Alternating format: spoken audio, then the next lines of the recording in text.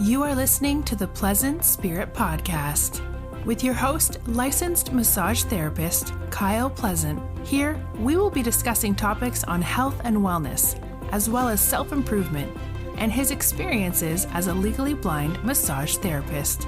And now, here's your host, Kyle.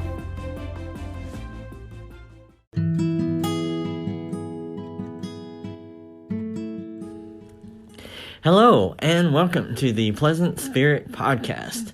I'm your host, Kyle Pleasant. So today, I thought we'd do something a little bit differently. For the past year or so, my wife, Kelsey, during all the pandemic stuff, has been going to massage school. And here recently, she just got her license and has started doing massage here in the studio at our home-based business. So, just want to say, introduce her into the podcast here and kind of just introduce her to everybody and let them, see what she's like. So, how you doing today? Good. You having a nice Christmas? Yep. All right, terrific. Well, so she's kind of been here for the last couple of weeks now, so we're just kind of basically getting our routine down and kind of working with each other and doing multiple schedules. And right now her schedule is going to be in the mornings, Tuesday, Wednesday, Thursday, Friday in the mornings, and then all day Thursday. So I thought I'd ask some questions of you, and what made you decide to get into massage in the first place? Well, because I saw that you were doing it, and I saw that it seemed to be like a lucrative business, and I really like socializing with people. And so I figured, I was like, well, if I do a massage school, I'd be helping people and also can socialize at the same time. And, but I've always had an interest in the medical field, and I figured, I was like, well, okay, I was like, since I'm blind, I can't become an EMT or anything like that, but I can still help people by massaging them. Yeah, that's a pretty good, admirable goal there. Yeah. So Kelsey is legally blind, just like me, and for me, I've always made the comparison that there's things within me that is able to intuitively feel in clients that maybe other massage therapists don't feel, like a certain knot or certain something that might be out of alignment or something like that. So because Kelsey is legally blind, what do you think, you being legally blind, visually impaired, whatever you want to call yourself, is an asset to being a massage therapist for you? Yes, I do. Because, all of my life, I've had to use my hands to see stuff, instead of just looking at it, I had to, use my hands to feel it and see it. So I think that does help because I'm able to find little knots in people's neck or yesterday I had a client who had a knot in his calf, and at first I couldn't tell if it was just where the muscle met the bone, but then I kept on pressing on it more and I was like, oh, okay, that is a knot, and it was pretty deep down in there, so I was able to get it. Yeah, so, for both of us, when you look at the history of massage, in the Dark Ages, they, whenever somebody was born blind, they would always make them a massage therapist because it was either that or they put them in some kind of group home or something like that. So they utilized the intuitive nature of losing that sense for blind people, and we think that applies to us as well. Whenever our other senses are dulled, that it can our sense of touch and other intuitions are heightened. So you've been you've been in school for the 18 months and doing all the training. Whenever we both went to the graduated from the same school, East West, and I'm just 8 years prior to her. But they have you go and work on the public at the school. They have a clinic, and you have to do a certain amount of hours, and even to get your license for the state of Oregon, they also have to have you log in a certain amount of hours. So she's got a lot of on-hand practice whenever she went into school. But I would say that no matter what therapist that you go to, every particular therapist is going to have their own style. And so what do you think maybe would be what you would consider your style of massage? My style would be like more relaxing massage, like more Swedish and more just like overall body, feel good massage versus like getting into like more like specific areas, because I have a lighter touch than you do. So so some of your clients have gotten me, and they're used to you going in there and getting like really deep and like getting into all those places, and like I'm just not that strong. So yeah, I think my style is more relaxive and more flowy, I guess you would say. Okay. There's a little bit more of a rhythm to your style, whereas mine's a little bit more focused, I guess, or whatever. Mm-hmm. And that's usually a lot of questions that people ask, is that we've said before in a podcast that there's a difference between a deep tissue massage and a deep pressure massage. And anyone, even with a light touch, can do a lot of deep tissue therapy on a particular muscle group without having to use a lot of pressure. Mm-hmm. And so when we say deep tissue and deep pressure, I tend to have a little bit more deep pressure, but we are both skilled at deep tissue techniques, because when we went to East West, they train a lot of deep tissue techniques in addition to just learning the different strokes, and we work with different conditions on different body types, and so we both have that similar training. And so it's just good to know that she might have a lot of light pressure. She is also able to do a lot of deep tissue techniques. So the difference between us is that my massage is a little bit firmer and hers is a little bit lighter. So if you're looking for something that's not quite as I won't use the word aggressive in the session, and you just kind of want to come in and you're looking to engage that parasympathetic response and de-stress and just allow that flow to let that happen, and let your muscles just kind of relax and engage in the touch. Sort of go into sleepy land a little bit. Right. I'm your girl. Yeah, so there you go. And you also did some extra training, or some additional and elective training that they have at East West. What were those classes that you took? I took spa, just like you, which is awesome because I can give like foot scrubs and hand scrubs and do hot stones and do all that sort of neat spa type massage. And then I also did something called Tui Na, which is based off of Chinese medicine, and it's using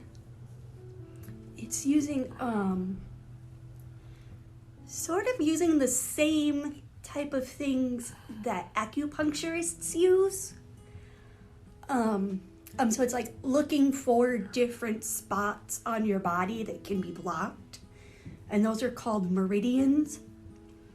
And then there's also the points that you actually find are called mu points.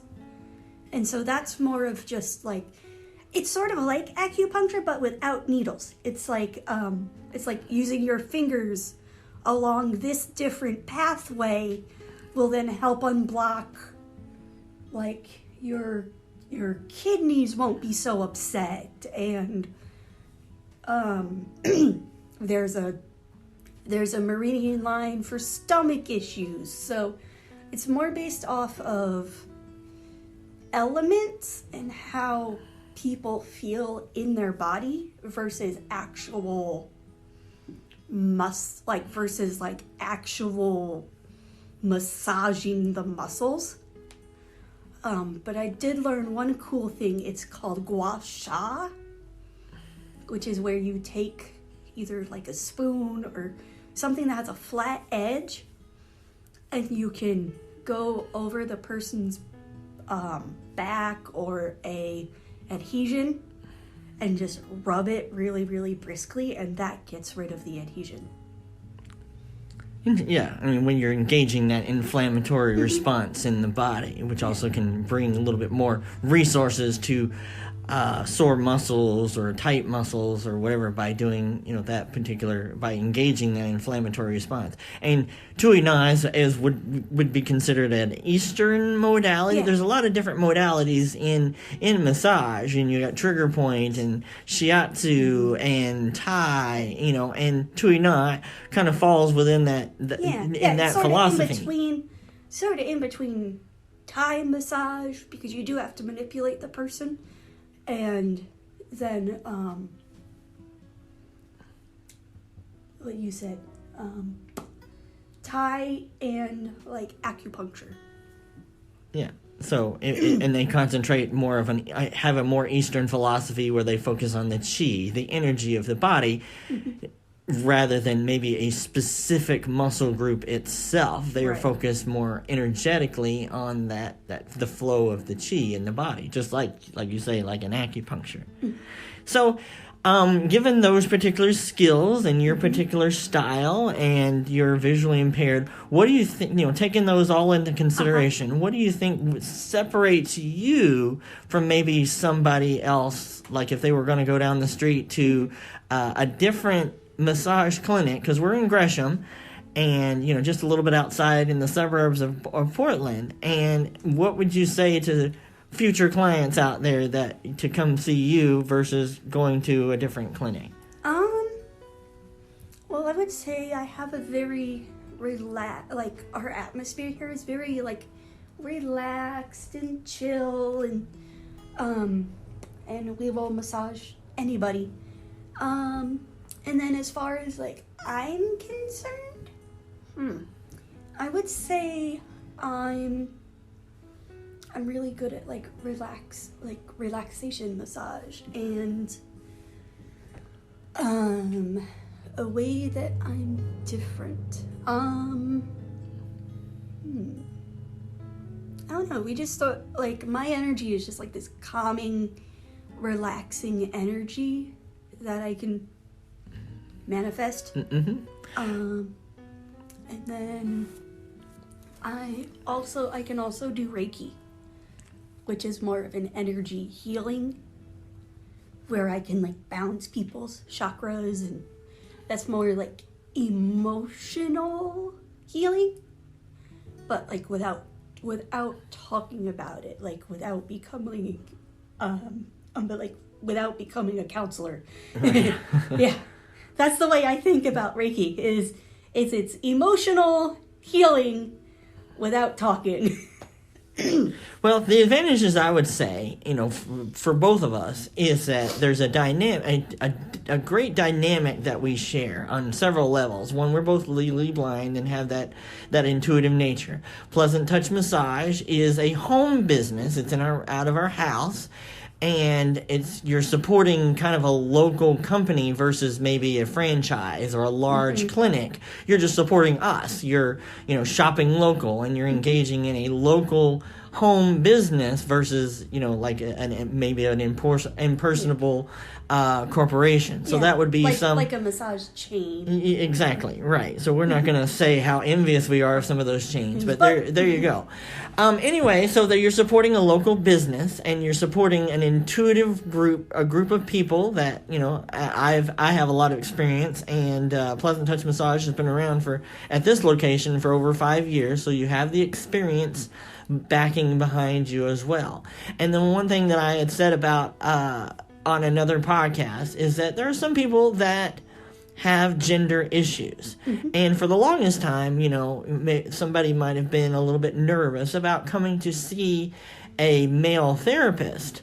And so now, because you are tagged onto the team here, whatever it is, now we have a little bit larger option that for those of you that have been nervous or on the fence about coming to see a therapist based on maybe some gender issue, now you have a choice. And so I think that helps distinguish us, from some different places too. So with that, we have all the, the skills and the experience and being local to those of Gresham, and then having the dynamic male-female team that maybe someday we'll end up, throwing in some couples massages and, that'd be cool if we could do that sometime. that kind of stuff. We just need a bigger space. So like I said, we're here. Right now, we're here 6 days a week. We're both taking Mondays off, and she's going to be doing mornings, and I'm going to be doing late afternoon, evenings. And then she's going to also be available all day on Thursday, and then I'm going to be available all days on the weekends. So we got plenty of schedules openings for everybody. So, for those that seen me that are like, oh, I can't get in. Well, now we've opened it up, so you got both of it. We got them open. So with that, can I add one Sure. thing? So I am inclusive to like anybody, any gender, any identity you identify with.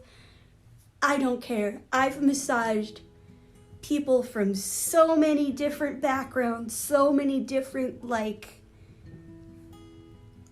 gender identities and everything that, it doesn't matter to me, I don't care if you're transgender. I don't care if you're, bisexual, gay, lesbian. I don't care. Just come and get a massage. Well, we're all human, yeah. I think one of the good things about being blind is that we can't see if you've had, if you've had any surgeries or reconstruction. We can't see that, so we don't care. Yeah. Well, this is a judgment-free zone, and that her sentiment is also mine. That anyone is welcome, because you're human beings, and everyone deserves respect and healing. So come and relax. Come be healed. Come be inspired, and we just love to see anybody. Come on down. We'd love to hear your stories. We love to, be a part of the community. And so with that, again, you can book with us at PleasantTouchMassage.com. And as always, you can reach out to the podcast at podcast@PleasantSpirit.com. We have two websites. One's for the massage and one is for the health and wellness products.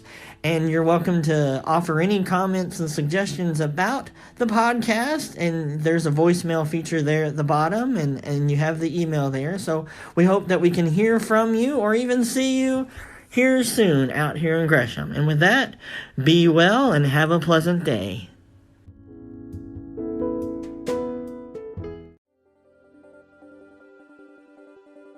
Thank you for listening to the Pleasant Spirit Podcast. We hope you found today's show informative. Please take a moment to write a review. And if you want to reach out or have show ideas, you can email at podcast@pleasantspirit.com. You can also visit his website at pleasantspirit.com. If you are in the Portland, Oregon area, you can schedule a massage or one of his coaching services at pleasanttouchmassage.com. See you next time, and always be well.